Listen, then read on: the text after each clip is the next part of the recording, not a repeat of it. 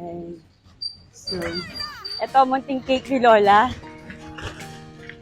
Ang ganda ng kandila ni Lola hapon ng naruan. Di ba Lola? Masaya ka naman Lola? So, hi guys. Ito yung dala namin kay Lola na niluto ko spaghetti. Tapos, tinapay. Simple lang namin ginawa nating handa kay Lola.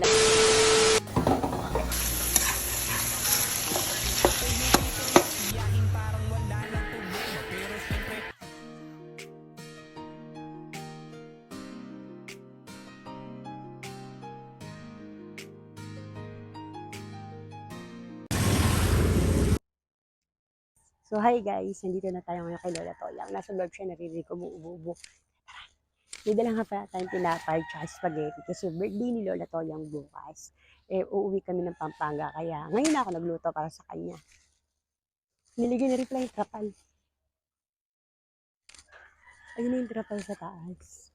Kasi bumili tayo ng trapal nakaraan dahil inuulan nga si Lola doon sa loob. Kamustahin natin kung inuulan pa siya. Lola! Ang dami ma. Ano yung uling? Oo, kamusta ka na dito, Lola? Nababasa ka pa rin?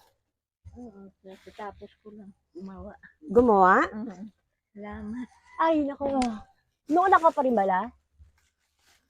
Tumutuloy yung dito sa panabi. Makitid lang pala yun. Makitid lang yung ano la? Ito lang dito na ano. Ito lang. Oo. Kulang pa sa dito sa banda. Eh yung ano ilaw, hindi mo nalingas. Ganyan lang. Oh. Paano kaya to? Di ko rin alam yung Loli. Tatanong ko nga doon sa ano, sa marunong. Di ba birthday mo, Lola, bukas? Ngayon ako nagluto ng spaghetti. Oo, kasi aalis kami bukas. At least ngayon ako nagluto. Kaso ang problema natin, wala tayong pagsasalinan. Ano ba pwede pagsasalinan mo dyan, Lola? Wala, ito lang plato. Hintay ko lang si Jaisel, si Jessa. Punta dito. Oo, kasi sabi ko birthday mo para may kasalo. Tsaka yung apo mo, sabi ko sa kanya, daanan. Kasi sabi ako mo Lola.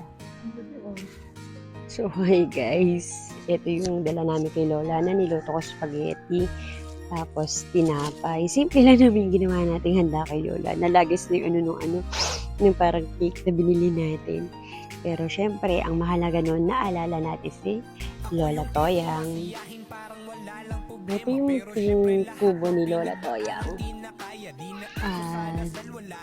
Talaga nga namang hirap na hirap siya rito sa kalagayan niya dahil di mo na alam kung saan siya hihiga rito. Kita nyo naman yung tsura ng kanyang higaan. At ito nga dahil may tuyo pa din daw rito sa taas ng kanyang kubo. Kaya nagalagay siya ng lagay ng tubig. And dito na rin siya nagsasaing. Dito rin siya gumagawa ng mga paninda niya. Ito po yung mga paninda ni Lola Toyang. Mga basahan po yan na ginagawa niya. Tapos meron dito mga uling-uling. Kaya ang dami po nakatambak ngayon sa bahay ni Lola Toyang. Dahil yun po yung ginagawa niya na hanap buhay. Kahit po sa edad po niya na matanda na po siya, gumagawa pa rin siya ng paraan para sa ikabubuhay po ni Lola Toyang. Si Lola! Tara! So, ito munting cake ni Lola. Ang ganda ng kandila ni Lola hapon ng naruan. Happy birthday to you! Happy birthday to you. Happy birthday, happy birthday, happy birthday to you. Alam mo gusto mo, Lola?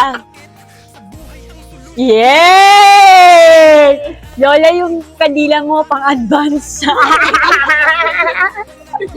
Ayan. Ay, dali, kain na tayo. Kuha pinggan. Dito mo na lang patong, be. Ayan. Kuha tayong pinggan sa loob.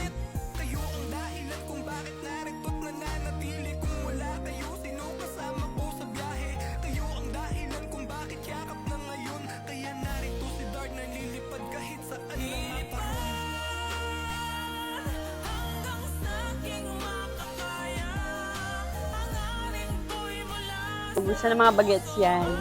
La, masaya ka ba? Hindi si Lola.